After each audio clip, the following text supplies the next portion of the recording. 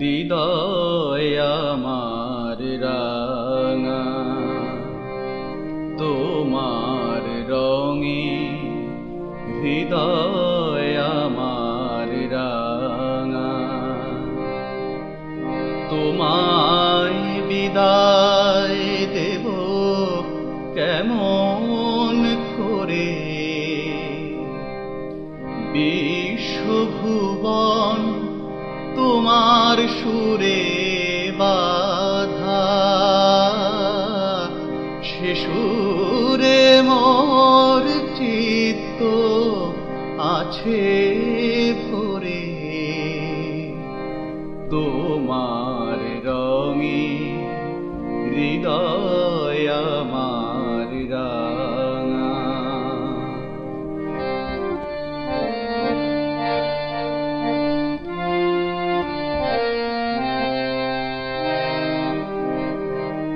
রূপে তোমার মুগ্ধ আখি তারা, রসে তোমার আকাশ বাতাস ভরা। রূপে তোমার মুগ্ধ আখি তারা,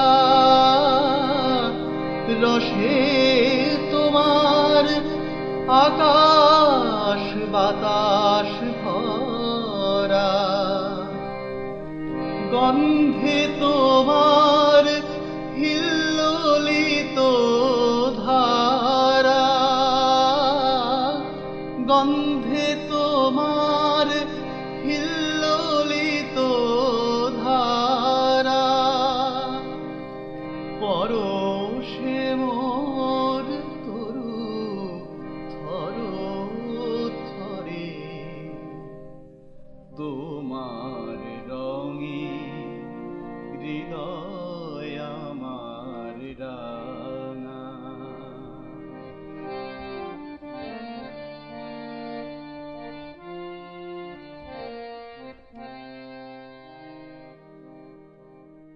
তোমার লাগি দিবানিশি। না বাবা না, এ কখনোই সম্ভব নয়। সত্যম বাবুর মতো একটা সৎ আদর্শবান মানুষকে ছেড়ে তার ভাইকে ম্যানেজার পদ দেওয়া যায় না। সে কথা আমি জানি রঞ্জন, কিন্তু এই আবেদনপত্র এমন ভাবে লিখেছে। সততা, ন্যায়, নিষ্ঠা, বিনয়, এগুলো সত্যম বাবুর অলংকার বাবা। তাই তো ওনাকে ছাড়া যাবে না। সেই জন্য আমি তাকে আজ এখানে আসতে বলেছি। এই বিষয় নিয়ে তুমি তার সঙ্গে একটু ফাইসালা করে নিয়ে তো। ফাইসালা হয়ে গেছে বাবা। সত্যম বাবুর আমাদের কোম্পানির উন্নতির আলোস্তম্ভ, সেই আলোটাকে নিভিয়ে আমি অন্ধকারে নিমজ্জিত হতে চাই না। কিন্তু রঞ্জন, এক গাছের ফল তো একই সাথে হয় রঞ্জন। কিন্তু বাবা, গাছের ক্ষেত্রে যেটা সম্ভব মানুষের ক্ষেত্রে সেটা সম্ভব নয়। কারণ গাছ কোনোদিনও বেইমানি করে না, কিন্তু মানুষ বেইমান আর বিশ্বাসঘাতকতায় পড়ে গেছে। তবু তার মধ্যে থেকে সঠিক মানুষটাকে বেছে নিতে হয় রঞ্জন বাবু, নাহলে যে এই জগৎ সংসার যে একবারে অচল হয়ে যাবে। তবু আপনার সিদ্ধান্তটা আমরা মেনে নিতে পারলাম না সত্যম বাবু। আপনি আপনার এই আবেদন পত্রটি ফিরিয়ে নিন। ফিরিয়ে নেওয়ার জন্য তো আমি দিনই রঞ্জন বাবু গিয়েছি আমার অনুরোধ থেকে একটু বিবেচনা করে দেখার জন্য। আমরা বিবেচনা করেছি সত্য, তারপরেও বলছি আমার কথাটা আপনারা কেন বুঝতে চাইছেন না? কোন ব্যথা বেদনা দিয়ে, কোন অসুবিধাতে পড়ে আজকের দিনে একটা শিক্ষিত ছেলে তার নিজের চাকরিটাকে ছেড়ে দিতে চাইছে। বেশ, তাহলে আপনি আপনার প্রকৃত অবস্থাটা বলুন। শুনে যদি আমাদের মনে হয়। হ্যাঁ বেশ, তাহলে শুনুন। বলো। আমার পরিবারের একমাত্র উপার্জন মানুষ ছিলাম আমি। আমার এক পবিত্র কাজের অপরাধে আমার বাবা আমাকে ত্যায্য পুত্র করেন। ছেলে গহিত্য কাজ কি সেই কাজ? আমার বাবা আজন্ম সত্যসিদ্ধ ব্রাহ্মণ। ত্রিসন্ধ্যা গায়ত্রী জপ না করে তিনি জলস্পর্শ করেন না। আর তার ছেলে হয়ে আমি এক বাউরি বাড়ির মেয়েকে বিয়ে করতে বাধ্য হয়েছি। বাধ্য হয়েছি মানে? তার মানে ওই বিয়ে ভেঙে যাওয়ার ফলে কি? হ্যাঁ রঞ্জন বাবু, ওই মৃত্যুর হাত থেকে মেয়েটিকে বাঁচাবার জন্য আমার কাছে বিয়ে করা ছাড়া আর কোনো উপায় ছিল না। এই মাত্র তোমার অপরাধ। এই অপরাধে তুমি তোমার বাবার কাছে ত্যায্য পুত্র। আমার দুর্ভাগ্য আর বিধির বিধানকে মেনে নেওয়া ছাড়া আমার যে আর কোনো উপায় নেই স্যার। তাহলে চাকরিটা ছেড়ে দিয়ে আপনি বিধির কোন বিধানটাকে মিথ্যে প্রমাণ করতে চাইছেন সত্যম বাবু? রঞ্জন বাবু, আমার মা অসুস্থ, তার তার ওষুধ চটে না, আর ভাইরা সব বেকার, আর বোন পয়সার অভাবে কলেজ যেতে পারছে না, আর সংসার চালাবার জন্য ওই বৃদ্ধ অসহায় বাবাকে যেতে হচ্ছে পরের জমিতে মুনিশ কাটতে। এই দুঃখ জ্বালা যন্ত্রণা আমি আমি কেমন করে সহ্য করব বলুন তো রঞ্জন বাবু, কেমন করে সহ্য করব? উত্তম বাবু, কিন্তু আপনার বাবা তো আপনাকে ত্যায্য পুত্র করেছে, ঘাট ধরে নামিয়ে দিয়েছে সমাজ সংসার থেকে, তাহলে তাদের দুঃখে কমলে আপনার বুকে বাজছে কেন?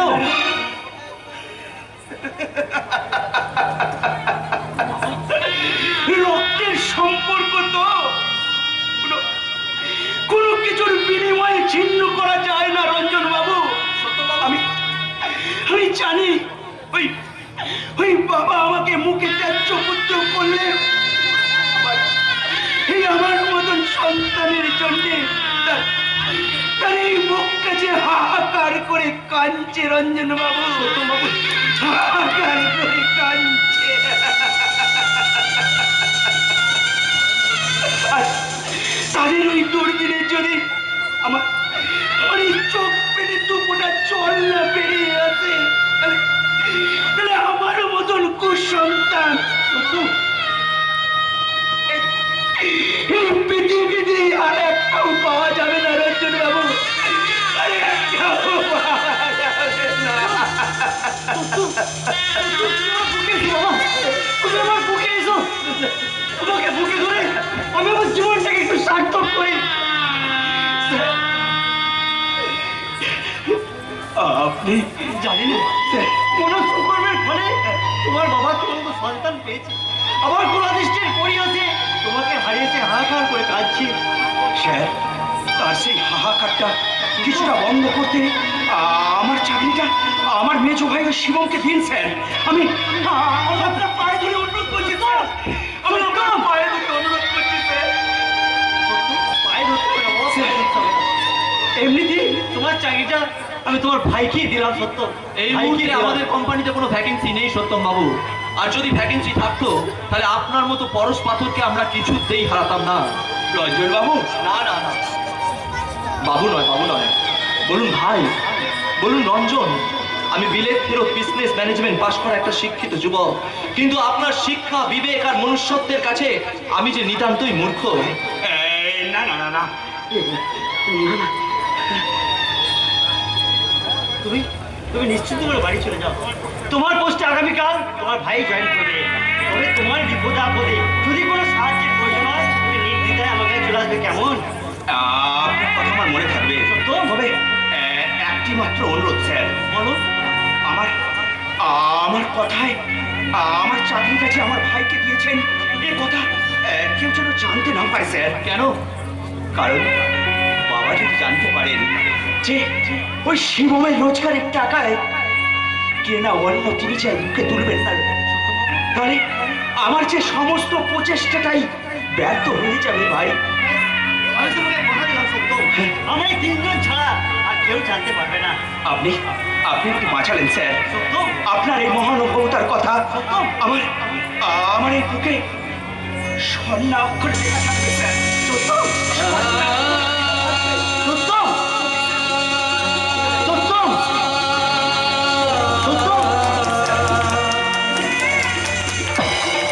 ও কি মানুষ নাকি কোনো সর্বোচ্চত দেবতা, কোনো নবমণ্ডল থেকে ছিটকে পড়েছে এই বন্ধা পৃথিবীর বুকে?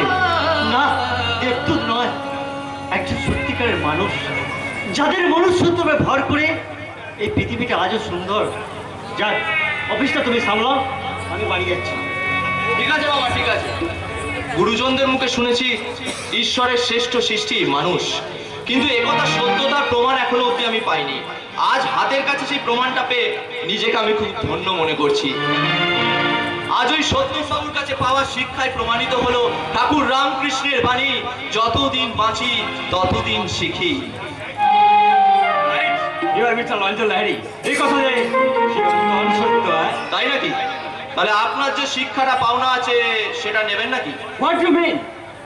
আপনারা তো বুঝতে পারছেন স্যার। বুঝতে পারবেন কি করে? যখন অর্থ আর ক্ষমতা হাতে পাবেন তারপর মানুষ তো চেঞ্জ হয়ে যায় না? আর ওই অর্থ আর ক্ষমতা হাতে পাওয়ার পর মানুষ যে বুঝেও না বোঝার ভান করে। সত্যি আমি আমাদের বুঝতে পারছি না। এই চাবুকের কয়েকটা ঘা পিঠে পড়লে সব বুঝতে পারবেন। বলুন, এত সাহস আপনি পেলেন কোথায়? একটা চাকর হয়ে মনিবের মেয়েকে রাস্তাঘাটে অপমান করছেন, তার দিকে লালসার থামা মারাচ্ছেন। I see. দেখুন রঞ্জন বাবু, সেদিন আমার ডিমটা একটু বেশি লেগেছিল, তারপর তো আমি চিন্তামি না, তাই ভুল করে। যে অপরাধ তুমি করেছো জানো তার শাস্তিটা কি?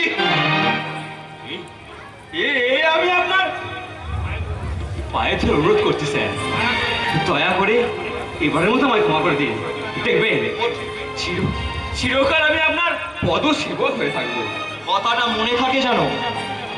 এরপর যদি আমার বোন তো দূরের কথা, রাস্তাঘাটে অন্য কোনো মেয়ে বউদের সাথে এরকম আচরণ করতে দেখি, তাহলে চাপকে তোমার পিঠের চামড়াটাকে আমি তুলে দেবো, আর সেই সঙ্গে এই কোম্পানির চাকরি থেকেও আমি দূর করে দেবো। মাইন্ডেড।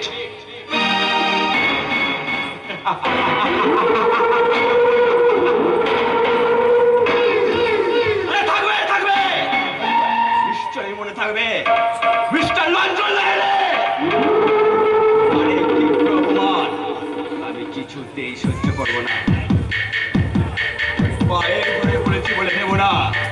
শিয়াল সিংহ হয়ে গেছে, সিংহ ভয়ে বেশি আছে, তবে সেটা ভয়ে পালাবার জন্য নয়, বড় তীব্র গতিতে শত্রুকে আক্রমণ করার জন্য। আমিও করবো তোমার মনে রিক্তাকে সবে কাজ করেছি, পরে দিনা করে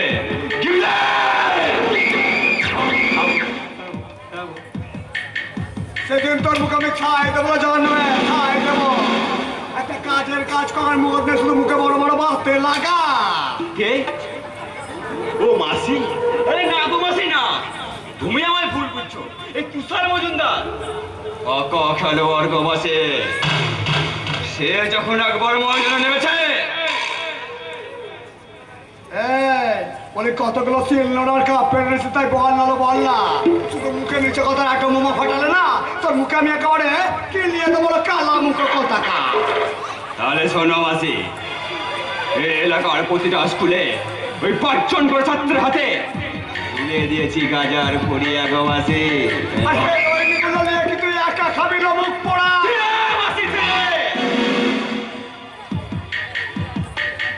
একবারে অত ডোজ দিলে হজম নয় গো মাসি, একেবারে বদ হজম হয়ে যাবে। তারপর বল না মুখ পোড়া। আরে শোনো মাসি, আমাদের মালিকের মেয়ে রিক্তা গো রিক্তা, রাখতে আমি ধরেছিলাম গো মাসি। তো ওই সারা শহরের বাচ্চা বিড়লে বাবু শিবম বানাচ্ছে, তাকে আমার হাত থেকে ছিনিয়ে নেয়। তুই বিদায় হলো বিদায় হ সালা। বিড়ালের মুখ থেকে বাঘ পিকা ছিনিয়ে নেয়, সে বাঘকে কি বলে কা? না গো মাসি না, চিরকাল বাঘ মিশে থাকে মাসি, কখনো হয় না। তার প্রমাণ নিতে আমি শিবম বানাচ্ছি বল, শিকার দিকে হাত বাড়িয়েছি গো মাসি। আরে ওই সীতা হরণ করার আগে দেখে একেবারে ভালো করে যা, তুই ওই রামের হাতে এমন কেলানি খাবি যেন মনে হবে তোর ওই বাপের বিয়ে পুরো তোদের ভোগ খাচ্ছিস। বলে কি বুঝলি লো, কি বুঝলি? হ্যাঁ, ও বুঝতে না পারলেও আমি কিন্তু পরিষ্কার বুঝতে পারছি। তুই কি বুঝলি হারান দাদা? তোমার বাপের বিয়ের ফুলসজ্জার নেমন্তন্ন করেছো, এই তো আমি 3 দিন আগে গিয়েই বসে থাকবো। সব কথা ছেড়ে আগে বল ওই সব স্কুলে গাজার পুড়িয়ে পৌঁছেছে তো? হ্যাঁ বাবু, এই গাঁজা বুকটা পকেট টাকা কত হয়েছিল গনা? 52,725 টাকা। আরে দে নালো দে, বলি টাকা গুলো দে। জননী, সব ঠিকঠাক জানিস কি তো? না গো বাপ জননী। এই শোনো তোমরা, সেলের পরিমাণ 1 লাখে পৌঁছাতে হবে। এই গ্যাজার নেশায় বুধ হলে তাদের হাতে ধরিয়ে দিতে হবে হেরোইনের ব্যাগে। এই ছাত্র যুব সমাজকে পঙ্গু করে কামাতে হবে লাখো লাখো টাকা। যা আগামী দিনে তো এই নিজের মতো ভাগ করে নিবি লো, ভাগ করে নিবি। হ্যাঁ বাবজননী। হ্যাঁ, আমি টাকা নিয়ে কি করবো লো? আমার এই ভাই বোন আত্মীয় পরিজন আমার তো কেউ নেই লো, কেউ নেই। তোরাই তো আমার বর্তমান ভূত ভবিষ্যৎ। হ্যাঁ, এত টাকা উপার্জন করছো কি জন্য? সেই সমাজটাকে ধ্বংস করে এত টাকা কামাচ্ছ কি জন্য? সে কি শুধু আমাদের জন্য গো মাসি? হ্যালো, হ্যাঁ, টাকা কামাচ্ছি তোদের জন্য, কিন্তু এই সমাজটাকে ধ্বংস করছে আমার এই বুকের জ্বালা যন্ত্রণাটাকে মেটানোর জন্য লো। হ্যাঁ, জ্বালালো জ্বালা, যে জ্বালায় একদিন আমার বাবার মায়ের সমাজের বুকে আত্মহত্যা করতে বাধ্য হয়েছিল, বাধ্য হয়েছিল। কি সেই বাপ ঘটনা বাবজননী? আমরা কি একটু শুনতে পারি না? শুনবি বলছিস লো? হ্যাঁ বাবজননী। শুনবি? তাহলে শোন লো, শোন। আমার মা তার প্রথম সন্তান জন্ম দেওয়ার পরে সারা গ্রামে রটে গেল সে নাকি এক হিজড়ের জন্ম দিয়েছে। সারা এলাকায় শুরু হলো কানা কানি, হাসাহাসি আর তীব্র উপহাসের পালা। এইভাবে কয়েক একবিংশ শতাব্দীর এই ঘটনা ঘটায় আমার বাবা মাকে সহ্য করতে ছিল অবজ্ঞা, ঘৃণা, অপমান আর লাঞ্ছনা, লাঞ্ছনা। এইভাবে কয়েক বছর কেটে যাওয়ার পর ওই মানুষের তীব্র আক্রমণ সহ্য করতে না পেরে জানিস না, একদিন তারা একজন ভিখারিনীর হাতে আমায় তুলে দিয়ে এই সমাজের বুকে সমাজের আক্রমণ থেকে মুক্ত হতে তারা দুজনে আত্মহত্যা করে এই জীবন যন্ত্রণা থেকে মুক্তি নিয়েছিল।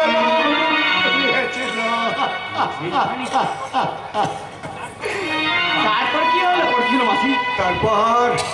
তারপর সেই ভিখারিনী ভিক্ষে করে আমায় বড় করে তুলল, কিন্তু রোগ যন্ত্রণায় একদিন সেও মারা গেল। আর জানিস তো, জানিস? হ্যাঁ বাবজননী। ওই মারা যাওয়ার আগে বলে গেল আমার জীবনের বেদনা, আমার ইতিহাস।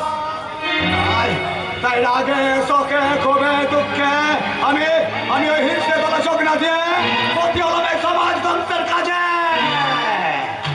যে সমাজ আমার জীবনে আমার বাবা আমাকে কেড়ে নিয়ে আমাকে সাজিয়েছে ধ্বংসের রূপরেখা, আমাকে সাজিয়েছে ধ্বংসের পথে, সেই সমাজের প্রতি আমার দয়া নেই লো, মায়া নেই।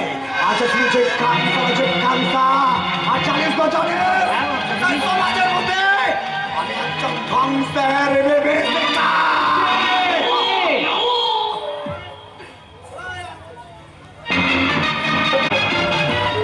অবক্ষয় সমাজের বুকে দেখা দিয়েছে ধ্বংসের বিভীষিকা। তাই দেশের যারা ভবিষ্যৎ, সে ছাত্র যুব সমাজের হাতে আফিম, চরস, হিরোইনের প্যাকেট। আমি চোর, গুন্ডা, মস্তান, যে কাজ আমি করার কথা ভাবতেই পারি না করতে পারে হেলায়ের যুব সমাজ। আমার চেষ্টা করলে আমি গুলি চালাতে বাধ্য হবো। পারবো কেন স্যার? চুরি, ডাকাতি, খুন, করাবি কিছুই তো করে। তার চেয়ে বড় অপরাধ করেছো তুমি। You are under arrest. জানতে পারি স্যার? অফকোর্স। তুমি বিভিন্ন স্কুলে ছাত্র ছাত্রীদের হিরোইন, গ্যাজা পাচার করছো। বর্তমান যুব সমাজে লিপ্ত, ধ্বংসের কাজে লিপ্ত। আমাকে এতটা যাতে তুলে দিচ্ছেন স্যার, তার জন্য আপনাকে অশেষ ধন্যবাদ। কি বলতে চাও তুমি? এতদিন আমি দেখে এসেছি এই শুভ কাজটার জন্য আপনাদের মতো শিক্ষিত ছেলেদের একটি অধিকার, আর আমার মতো যারা না মস্তানের এই কাজের ধারে কাছেও আসতে পারে না। তবু আপনি আমাকে এতটা যাতে তুলছেন স্যার? তোমার নামে ওয়ারেন্ট আছে, বাজে কথা বাদ দিয়ে এখন থানায় চল। না, ওকে আপনি নিয়ে যাবেন না স্যার। মিথ্যা সন্দেহ বসে একে নিয়ে গেলে এতগুলো বোকা মানুষের পেটে আমি লাথি মারবেন না স্যার। আপনার কথা তো আমি বুঝতে পারছি। কি করে বুঝবেন স্যার? পেট ভর্তি খাবার, ওই পকেট ভর্তি টাকা, সারা দেহ মন আত্মপরিমায় পরিপূর্ণ। ওই রাস্তায় ফুটপাতে পড়ে থাকা চিহ্ন চিহ্নকায় মানুষগুলোর কথা আপনি কি করে বুঝবেন স্যার? আমিও তো একজন মানুষ, হ্যাঁ স্যার তাহলে এই নিরপরাধ মানুষ থেকে আপনি ছেড়ে দিন না স্যার। তুমি হঠাৎ না, আমি ওর হয়ে একটা কথাও বলিনি স্যার। আমি সে সমস্ত মানুষগুলো প্রতিনিধি হয়ে আমি রাজা সাহেব বলছি স্যার। ওরই দয়া এখনো আমরা দুবেলা দুমুঠো খেয়ে বেঁচে আছি স্যার। আমরা বেঁচে আছি। রাজা সাহেব, এলাকায় কারা ওর দয়া খেয়ে বেঁচে আছে? ও ও তেমন কিছু নয় স্যার। ওই কয়েকজন ভিখারি আর ওই বস্তির কিছু নিরন্ন ছেলে ও দুবেলা রান্না করে খাওয়ায়। ও কথা ছেড়ে দিন, যা চলুন। যাবো, নিশ্চয়ই যাবো। তার আগে বলো তো, এত খরচ তুমি কোথায় পাও? ওই 5 জনের দয়ার দান স্যার। আসলে ছোটবেলায় আমিও ওদের মতো ফুটপাতে পড়ে থেকে কখনো না খেয়ে কখনো কুকুরের মুখ থেকে খাবার খেয়ে খেয়ে বড় হয়েছি, তো যাতে ওরা আমার মতো কষ্ট না পায় তার এই ক্ষুদ্র প্রচেষ্টা মাত্র। তোমার এই মহেন্দ্র প্রচেষ্টায় আমার এই সামান্য অর্থটুকু স্যার বলুন। তোমার বিরুদ্ধে অভিযোগ সব আমি মুক্ত করে দিলাম। হ্যাঁ, আমি তদন্ত করে দেখছি এই সমাজ বিরোধীর মূল পান্ডাকে। আচ্ছা, আমি এখন চলি। আমার নমস্কার। প্রকৃত পান্ডাকে আমি সব জানি স্যার, আমি সব জানি। কি বলছো ভিখারি বাবা? তুমি জানো প্রকৃত পান্ডাকে? হ্যাঁ জানি। আমি বলতে পারলাম কই? দেশ ও দশের মঙ্গলের জন্য ওই সন্ত্রাসবাদী কাজের মূলোচ্ছেদ করার জন্য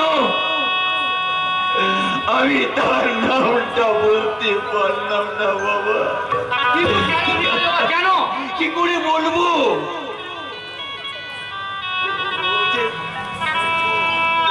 ওই যে আমারই ছেলে বাবা, সে আমাকে খেতে পড়তে না দিয়েও আমাকে দুত্তর করে তাড়িয়ে দিয়ে আমাকে রাস্তার ভিখারি সাজাতে পারে বাবা।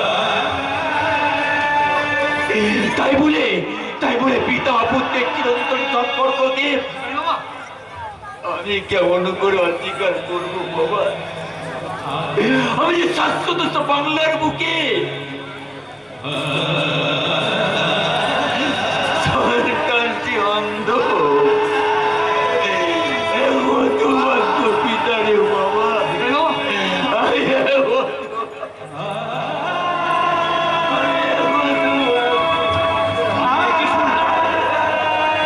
ভিখারি বাবার ছেলে তুষার বাবু নাকি এই পাপ চক্রের মূল নায়ক? বাহ, পারে এই সমাজ ব্যবস্থা। চাকরিজীবী শিক্ষিত ছেলে বেশি টাকা রোজগারের আশায় সমাজ বিরোধী কাজ করতে পারে না, শুধু নিজের বাবার মুখে দুমুঠো অন্ন তুলে দিতে। কি হলো গো? তুমি এমন পথি মেয়ে মানুষের মতন ব্যথা খাচ্ছ কেন? এতদিন আমি জানতাম তুমি হিজড়ের কাছে কাজ করো, কিন্তু তুমি যে একটা হিজড়ে এটা আমার জানা ছিল না। আমি হিজড়ে হতে যাবো কোন দুঃখে রে? আমি ওই হিজড়ে রাধা রানীর কাছে কাজ করি। ওই লম্বর তুষার বাবু তোমায় একবার ডাকছে।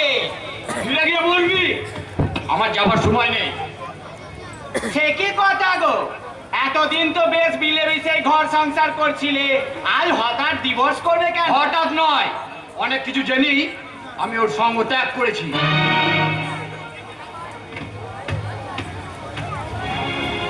এবার নিশ্চয় হিমালয়ে গিয়ে তপস্যা করবি, তাই না রে? অবস্থা শুরু না করলেও আপনার মহাকাজের পাপ কাজে আমি সঙ্গ হব না তুষার বাবু। তাহলে কি করে ছুটবে? নিজের পেটের অন্ন আর কি করে চালাবি? অনাথ আশ্রম। ওই জন্য আমি পথে পথে ভিক্ষে করবো। দুবেলা না পারি একবেলা ওদের মুখে তো অন্ন তুলে দেবো। তবু আপনার ওই পাপের পয়সায় তাদের আমি রাজভোগ খাওয়াবো না। কথাটা মনে রাখো। শালা শুয়োরের বাচ্চা!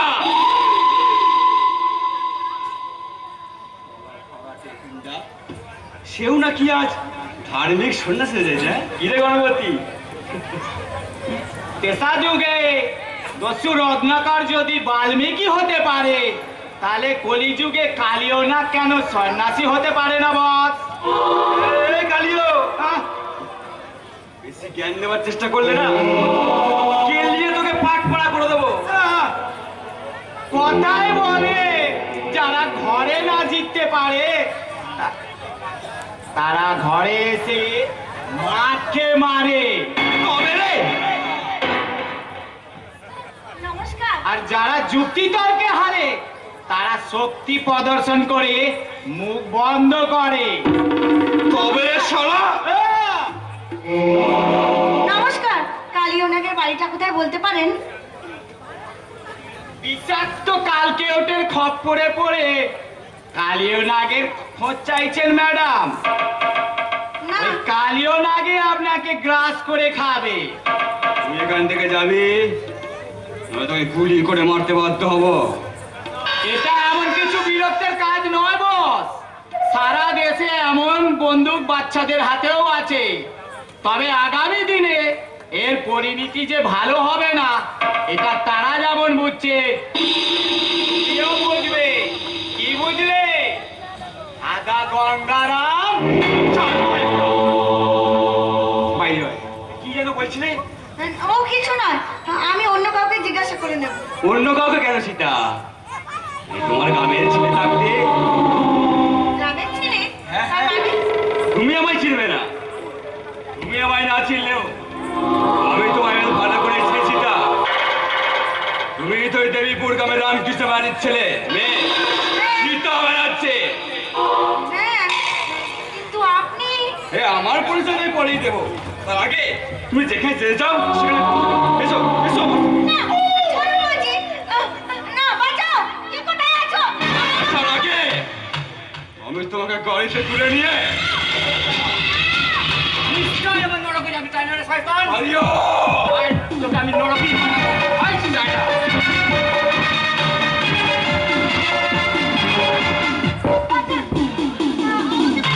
আমাকে বাঁচাও, দাদা, আমাকে বাঁচাও। আপনাকে বাঁচাতে এসেছি বোন। এই সব জানোয়ারের হাত থেকে মানুষকে বাঁচানোর আমার একমাত্র কাজ।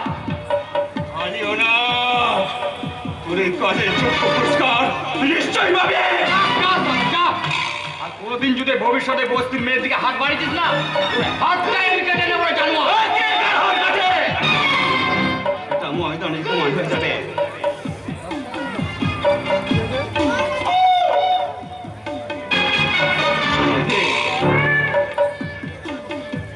এই সিংহের কিশোর নাড়িয়ে খেলা করতে চেয়েছিস।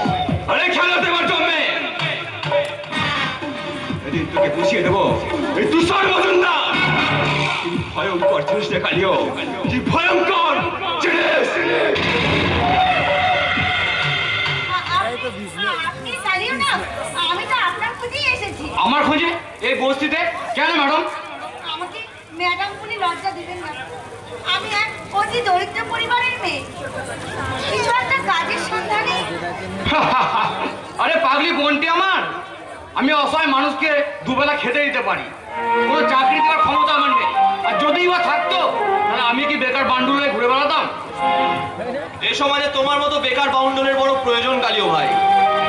তুমি তুমি যে বাংলা মায়ের দামাল ছেলে, যে নিজে না খেয়েও অন্যের মুখে খাবার তুলে দেয়। দাদা, নাও নাও নাও, তোমার ওই অনাথ আশ্রমের জন্য এ মাসের টাকাটা। দাদা, তাহলে এই দামাল ছেলে একটা অনুরোধ রাখবেন দাদা। বলো বলো তোমার কি অনুরোধ? আমি তোমার অনুরোধ রাখার জন্য আপ্রাণ চেষ্টা করবো।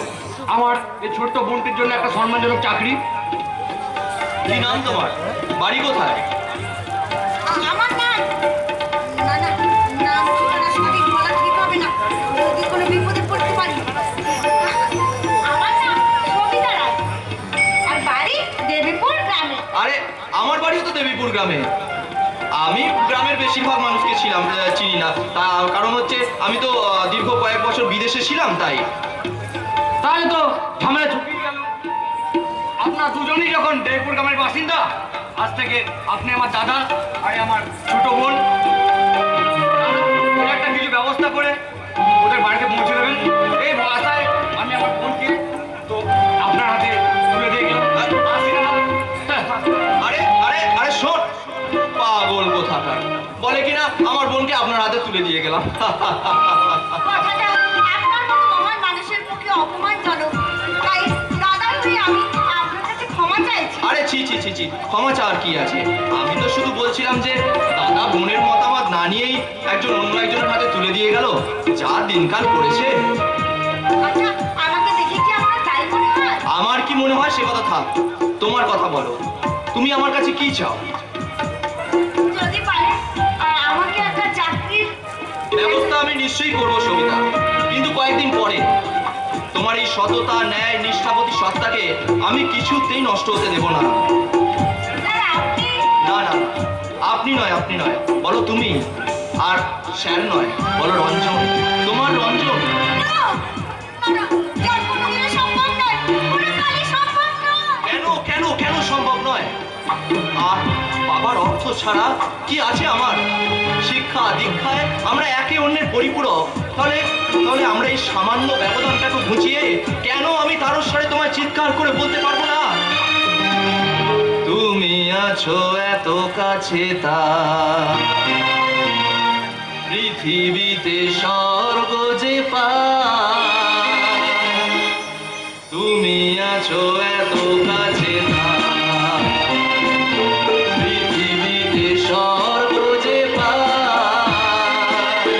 তোমার চোখে যে স্বপ্ন যেন আমি যেদিকে তাকাই, তুমি আছো এত কাছে, তা পৃথিবীতে স্বর্গ যে পায়, তোমার চোখে যে স্বপ্ন যেন আমি যেদিকে তাকাই, তুমি আছো এত কাছে,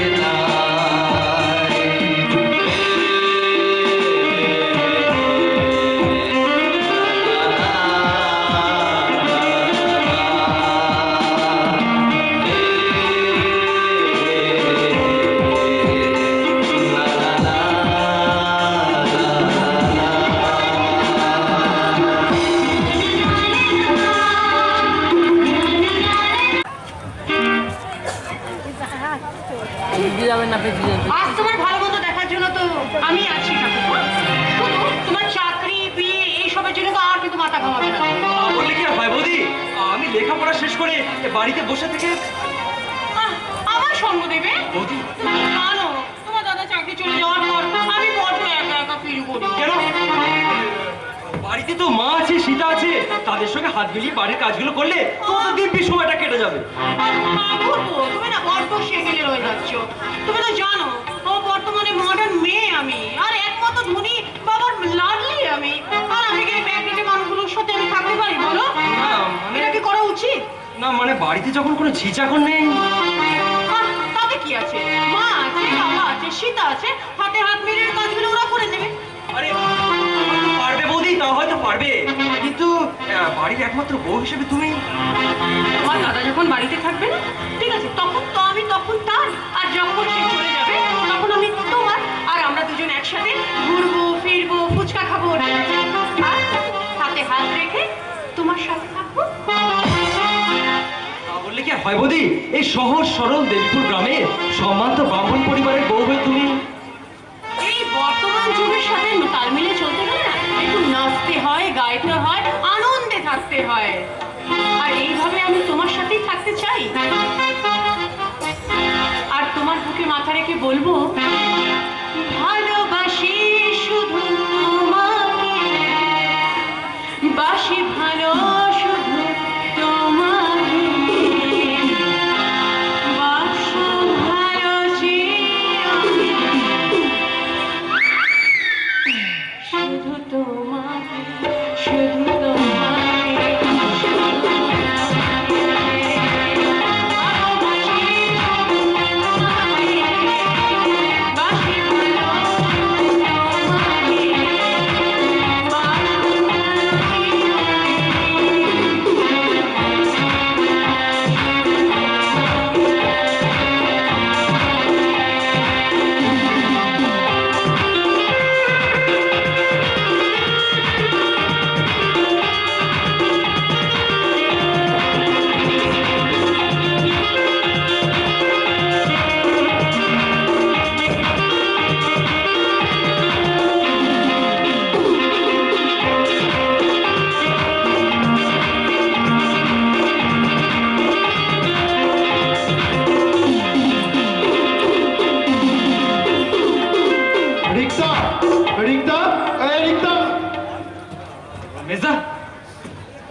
রিতা, তুমি এখানে?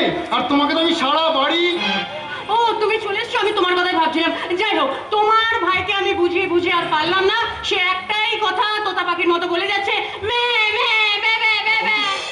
ভাই, বাবা মা করে চিরকাল থাকে না, তাই জীবনে ওরাই শুধু সব নয়, জীবনটাকে উপভোগের রাংতায় মুড়তে গেলে সবার আগে প্রয়োজন কিন্তু টাকার বেজদা, Yes. যা এখন আমি রোজগার করে উঠতে পারিনি। আর যতদিন না একটা চাকরি আমি পাচ্ছি, পেয়ে যাবি পেয়ে যাবি।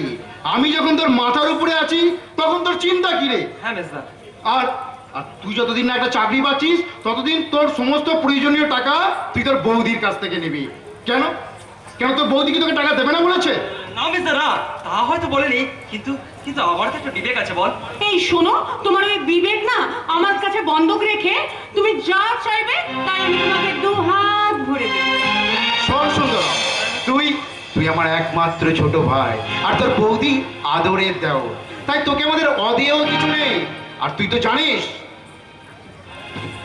এখন আমার মাইনের টাকা ছাড়াও উপরি ইনকামের টাকা অনেক বেশি।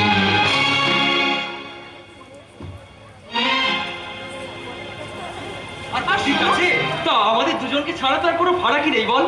ঠিক ঠিক বলেছিস তুই একদম। তাহলে তাহলে ওই কথাই রইলো, হ্যাঁ, মিস্টার। যতদিন না তোর একটা ব্যবস্থা আমি করতে পারছি তোর সমস্ত প্রয়োজনীয় তোর তোর বৌদির কাছ থেকে। আমি সবকিছু চেনো মেজদা, বর্তমানে তুমি বেকার, তাই বেকার জীবনটাকে অতিবাহিত করতে গেলে একটা অবলম্বন তো প্রয়োজন বল। আর আমার জীবনে তোমরাই তো সেই অবলম্বন মেজদা, তোমরাই তো সেই অবলম্বন। হ্যাঁ ভাই। আমি চলি। এ ভাই শোন তো, আমার এই অ্যাটাচিটা একটু ঘরে রেখে দিই। আচ্ছা মেজদা, ঠিক আছে। আমি চলি এখন। হ্যাঁ, সাবধানে।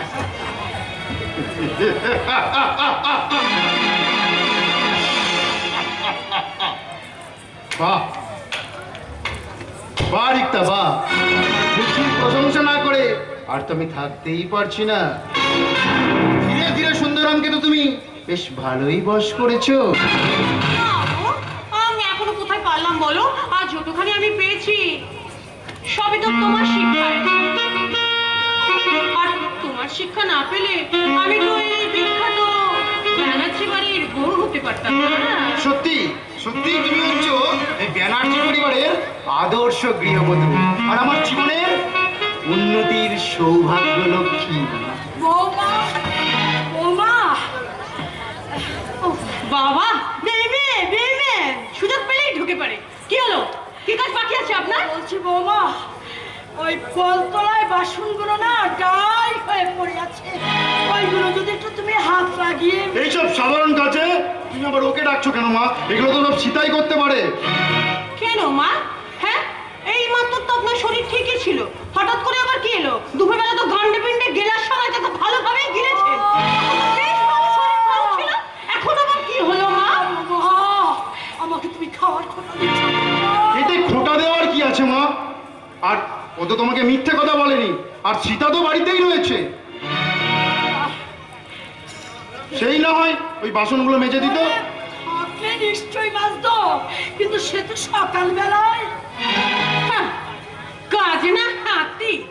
দেখো, কোনো ছোট লোকের সাথে হাতে হাত ধরে ঘুরতে চলে গেছে। বৌমা, আপনার মেজা চরিত্র। এসব কথা তুমি কি বলছো মা? আমার বেশি ধোয়া তুলসী পাতা নয়, আমাদের বাড়ির জলবায়ুটাই বিষাক্ত হয়ে গেছে। তো এরা ছেলে বিয়ে করেছে ছোট লোক বাউরি জাতের মেয়েকে, আর মেয়ে হয়তো বিয়ে করবে কোনো ছোট লোক বাড়ির ছেলেকে, তাই তাই না শিবম? বাবা। সাত্বিক ব্রাহ্মণ বাড়ির অভিজাত বংশের সভ্য ভদ্র নম্র সুশিক্ষার আলোকে আলোকিত ছেলে মেয়েদের স্বভাব চরিত্র দেখার পর কেউ যদি ছোট লোক বাড়ির ছেলেকে মেয়েকে বিয়ে করে, সেটাকে খুব অন্যায় হবে শিবম। Shut up! একদম বাজে কথা বলবেন না। বাজে কথা বলেছেন না, তাহলে এরকম মুখ ভেঙে দেবো আপনার। যদি আপনার মুখ বন্ধ না করতে পারি না, তাহলে আমি লাহিড়ী পরিবারের মেয়ে না। শুনুন, আপনার এই বাক্যের জন্য না আজ এই নারীকে নাগিন বানিয়ে দিয়েছে। যখন নাগিনের পায়ে হয়েছে সবকিছু, এবার ছবল খাওয়ার জন্য তৈরি থাকুন। এই, এত দাঁড়িয়ে থাকবে তুমি? আর আমি যদি এখানে এক মুহূর্ত থাকি, সব ভান্ড করে দেবো আমি। চলে এসো। লন্ড ভন্ড করতে আর কি বাকি রেখেছো বৌমা? আমার এই সোনার সংসার তো শ্মশান হতে চলেছে। জানি না এরপর ভাগ্যে আর কি লেখা আছে। ভিক্ষে, এরপর হয়তো তোমাদের ভিক্ষে করেই জীবন কাটাতে হবে। এই গতদিন এই সংসারে আমি হালটা ধরে বেশ সুখেই তো রেখেছিলাম তোমাদের দুজনকে। তোমাদের তো সুখে থাকতে ভূতে কি নয়, তাই ওই রিক্তার পিছনে কাটি দিতে গেলে এবার তার ফালটা তোমরা দুজন নেই ভোগ করছে, দুজন নেই ভোগ। যে বিষ ফল প্রত্যেক দিন তোরা আমাদের খাইয়ে চলেছিস, আর নতুন করে কি ফল ভোগ করবো রে? ওরে সব ফল হজম করেই বলছি তোরা সুখে থাক বাবা, তোরা শান্তিতে থাক। আমরা কি করব? আমরা কি খেয়েছি খাবো? এরপরে সংসারে আমাদের করণীয় কি গো? ভিক্ষা, তোমার ছেলে তো পথ নির্দেশ করেই গেল। এবার আমাদের ভিক্ষা করে খেতে হবে। না না বাবা, আমি বেঁচে থাকতে তোমাদের ভিক্ষা করতে আমি দেব না। তুই কি করবি রে মা, একটা সামান্য মেয়ে হয়ে? সামান্য হলেও মেয়েরা মানুষ বাবা, তারাও চেষ্টা করলে পারে অসহায় এই বাবা মায়ের মুখে দুবেলা দুমুঠো অন্ন তুলে দিতে। আমাকে বল, তুই সকালবেলায় কোথায় গিয়েছিলে? সারাদিন কোথায় জানিস যে তোর জন্য তোর মেজে বলতি? হ্যাঁ, অনেক কথা শোনাবে, তোমাদের অপমানে অসম্মানে জর্জরিত করবে, তাও আমি জানি। শুধু তাই নয়, এও জানি যে দুদিন পরে তোমাদের খেতেও দেবে না, আর ওই ছোটটা ওদেরই সাপোর্ট করবে। তাই তো করেছে, কিন্তু তুই বল, তুই কোথায় গিয়েছিলি? চাকরির সন্ধানে। কিন্তু মনে রাখিস তুই ব্যানার্জি বাড়ির মেয়ে। থাক বাবা, ওই বংশ গৌরবের কথা বলে পরলোকে যাওয়া পূর্বপুরুষদের আর কষ্ট দিও না। যে বাড়ির বড় ছেলে ত্যায্য পুত্র, মেজ ছেলে স্ত্রীর কৃতদাস হয়ে বাবা মাকে চাকর চাকরানির মতো খাটানোর পরেও গরু ছাগলের মতো ব্যবহার করে, আর ছোট ছেলে অন্ধ মোহজালে আবদ্ধ হয়ে ভুলে যায় যে সে একটা মানুষ, এই সংসারের প্রতি বাবা মায়ের প্রতি তার একটা কর্তব্য আছে। সেই বাড়ির মেয়ে হয়ে বাবা মায়ের দুঃখ দুর্দশা মোচনের চেষ্টায় আজ আমি যদি চাকরি করি, তাহলে কি সেই বংশ গৌরব কতখানি কমে যাবে বাবা? ওরে মা, এই দেশের যে অবস্থা, তাতে মেয়েরা বাইরে বেরোনো মানেই তো শিহরে বিপদ। তুই কি পারবি মা? তুই কি পারবি একটা মেয়ে হয়ে এই সমস্ত বিপদ উপেক্ষা করে, এই দুঃখ কষ্ট সহ্য করে আমাদের এই সংসারের সমস্ত দায়িত্ব মাথায় তুলে নিতে? বাবা, জন্মের পরই আমার নাম রেখেছিলে তোমরা সীতা, যে নামের সাথে জড়িয়ে আছি ওই বনে জঙ্গলে বাস করা আর হাজারো দুঃখ দুর্দশা সহ্য করে অকালে মৃত্যুবরণ করা। সীতা মা, মা গো, আমি কি পারবো না এই যুগে সীতা হয়ে ত্রেতা যুগে দুঃখ জ্বালা যন্ত্রণা সহ্য করে এই সংসারের জন্য নিজের জীবন উৎসর্গ করতে? তোর এই সামান্য প্রচেষ্টায় আমাদের এই সাগর সম দুঃখ নদীর জল শুকোতে পারবি না বাবা। আমরা হয়তো গত জন্মে কোনো মহা পাপ করেছিলাম, তাই ভগবানের এই রুদ্র রোষে আমাদের তিনটে ছেলের একটাও মানুষ হলো না। বাবা মায়ের এই ব্যথার সমব্যথী। ওখানে বলো না বাবা, ওখানে বলো না। তোমার মেজ ছেলে ছোট ছেলে অমানুষ হলেও ওই বরটাকে ওদের তো পেলো না বাবা। ওদের তোমার ওই ছেলেদের মতো বরটা কখনোই অমানুষ আর বেঈমান নয়। কি বলছিস? হ্যাঁ আমার সত্য। হ্যাঁ, তোমার ওই ছেলেরা অমানুষ বেঈমান বিশ্বাসঘাতক হতে পারে, কিন্তু বরটা তা নয়। তা যদি হতো, তাহলে ওই গাছের আড়ালে রাস্তার ধারে দাঁড়িয়ে থেকে বাবা চলে যাওয়ার পর সেই পদচিহ্ন থেকে ধুলো নিয়ে মাথায় ঠেকাতো না, আর সেই রাস্তা থেকে এক মুঠো ধুলো নিয়ে রুমালে বেঁধে বাড়ি ফিরত না। চুপ কর,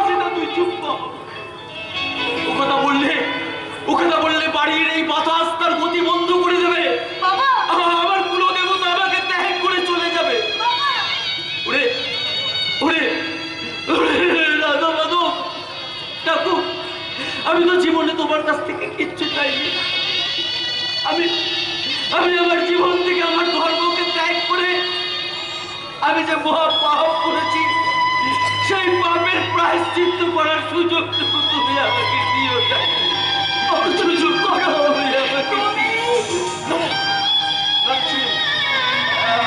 আমাকে।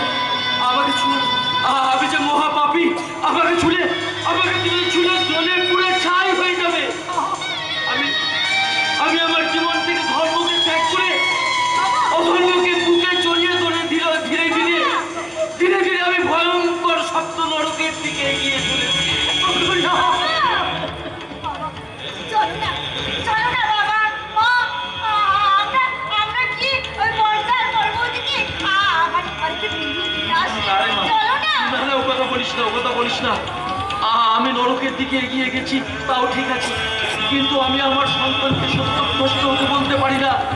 আমি সর্বস্ব হারিয়ে ভিখারির মতো হাহাকার করে পাগলের মতো রাস্তায় রাস্তায় ঘুরবো, তাও ভালো। তবু আমার সত্যম, আমাদের সত্যম, আমাদের এই বংশের জীবন্ত কুলপ্রদীপ সত্যম। মুছে যাওয়া দিনগুলি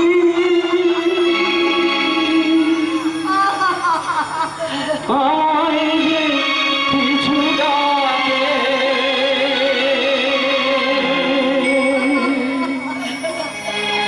স্মৃতি যেন আমারে হৃদয়ে বেদনা রঙে রঙে ছবি আঁকে।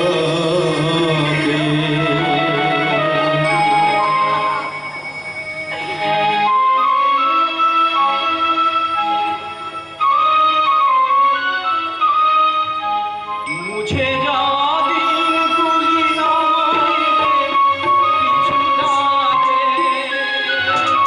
স্মৃতি যেন আমারে বেদনা রঙে রঙে ছবি আঁকে। মনে পড়ে যায়,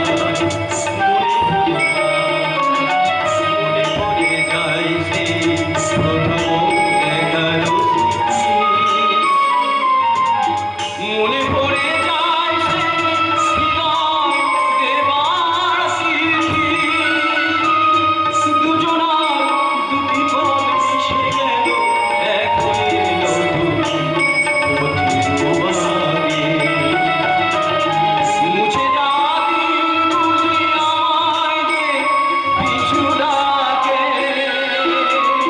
স্মৃতি যেন আমারে বেদনা হৃদয়ে রঙে রঙে ছবি আঁকে।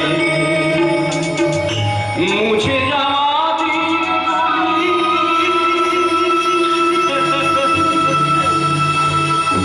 আমায় যে পিছু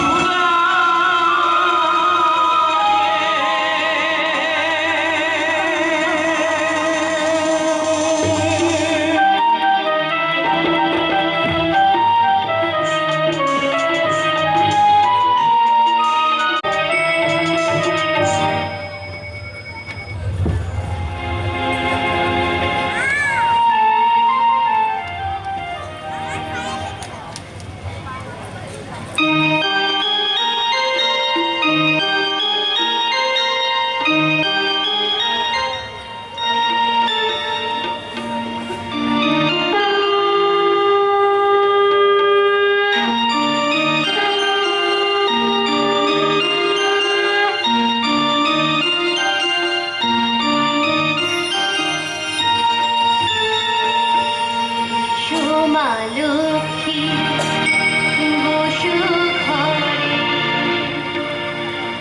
আমারি ঘরে দেখো আলো করে।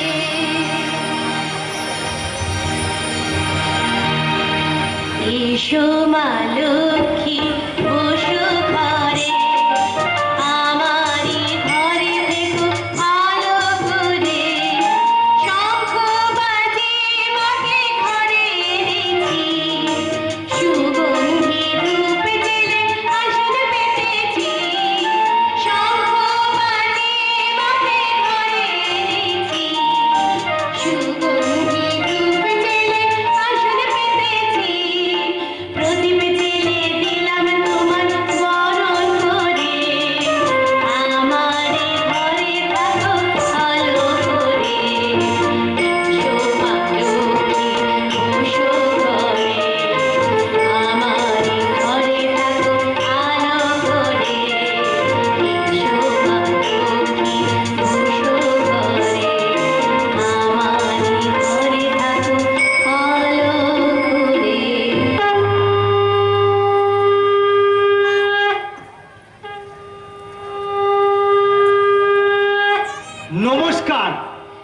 উপস্থিত সুধী ভদ্র মহোদয়গণ, এই আমাদের শাশ্বত বাংলার চিরন্তন বধূ, যার নিজের ঘরে মা লক্ষ্মীর দয়ায় এক ফুটো চাল নেই, তবু সেই মা লক্ষ্মীর প্রতি তার কি অটুট শ্রদ্ধা ভক্তি।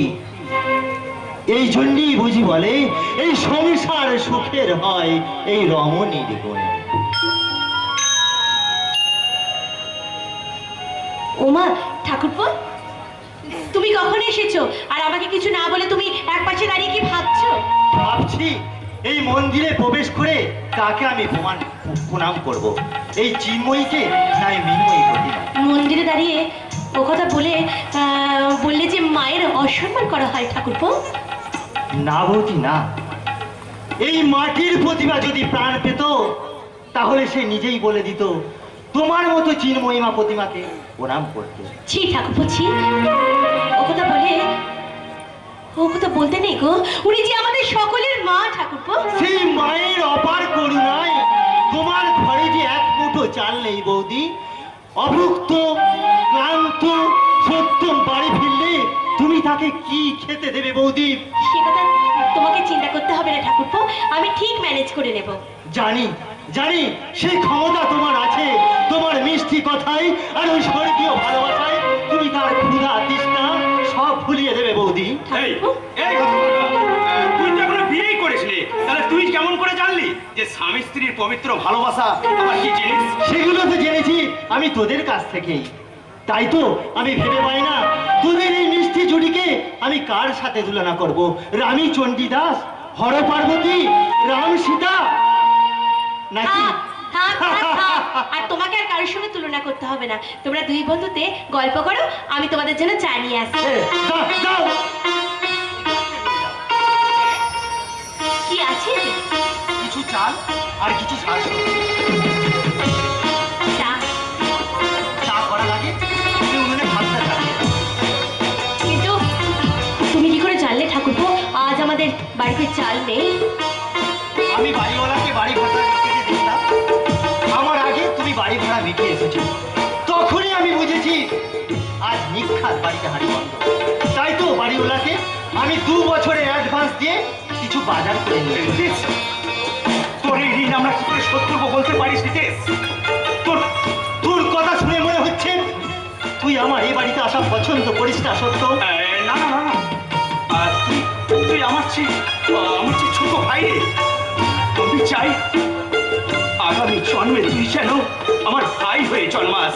না না, ওর শত্রু হয়ে জন্মাই।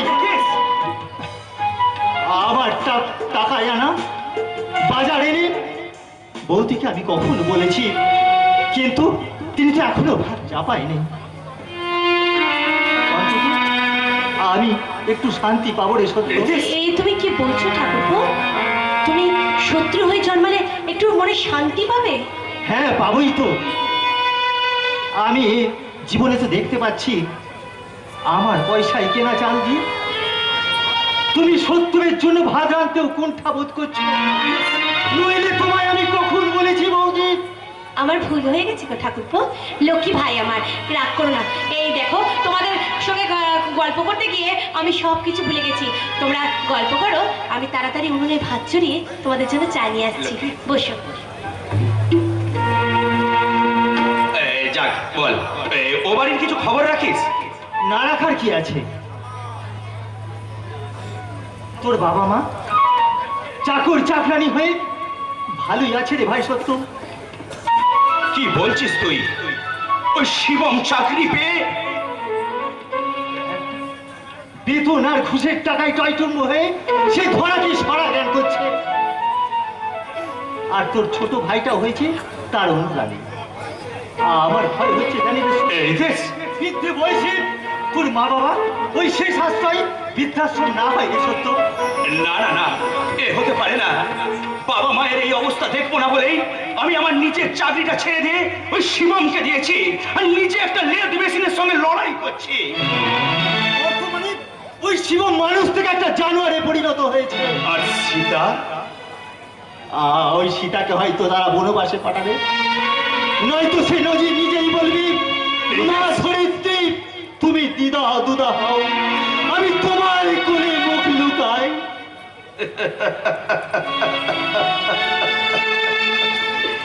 হলো রে রিতেশ? আমি আমি করতে চাইলাম শিব, আর আর হয়ে গেল বাদর। কেন কেন কেন হলো বলতে পারিস?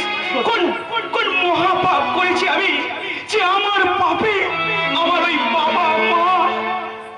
না সত্য, তোমার কথা ভুগতে যাবে কেন গো? হয়তো তারা তাদের নিজেদের পাপেই ভুগছে।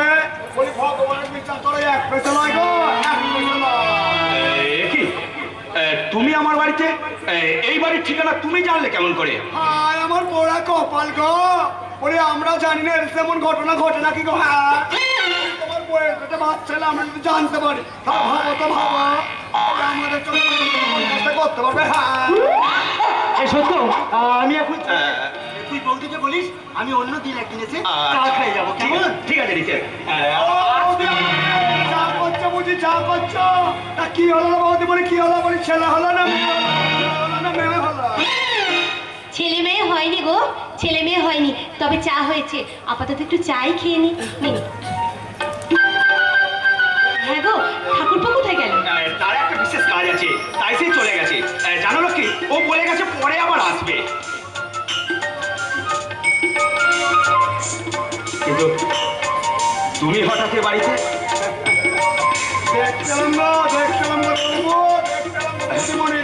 তোমাদের ওই ছেলে হয়ে বংশ রক্ষা হলো, আর মেয়ে হয়ে পরের ঘর অন্ধকার করতে গিয়ে, আলো করতে গিয়ে নিজের ঘর অন্ধকার করলো গো, অন্ধকার করলো। হ্যাঁ, কিন্তু আগে তো তোমরা খবর পেলে, তারপর ছেলে নাচাতে আসতে। এখন দেখছি আগেই খবর নিতে চলে আসছে একবারে। চেষ্টা করে উল্টো পাল্টা বলতে হাঁটছে বাবু। আর মানুষ হাঁটবে না তাই তো কোনো হয় গো, হয়। তার উপর আমি একটু অন্য মাপে হিঁচড়ে গো, অন্য মাপে হিঁচড়ে।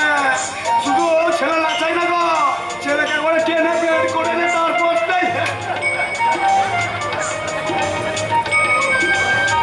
থাক বড়বাবু থাক। নাইবা শুনলে এই উপেক্ষিতা, অবহেলিতা, এই বিহন্নদের জীবনের গোপন কথা। হ্যাঁ, তোমরা ভালো আছো, ভালো থাকার চেষ্টা করো, নাহলে কখন যে কি হয় গো, কখন যে কি হয়। বলি কি হলো না, কি হলো, ছেলে ছেলে হলো না, মেয়ে হলো না, কি হলো না, কি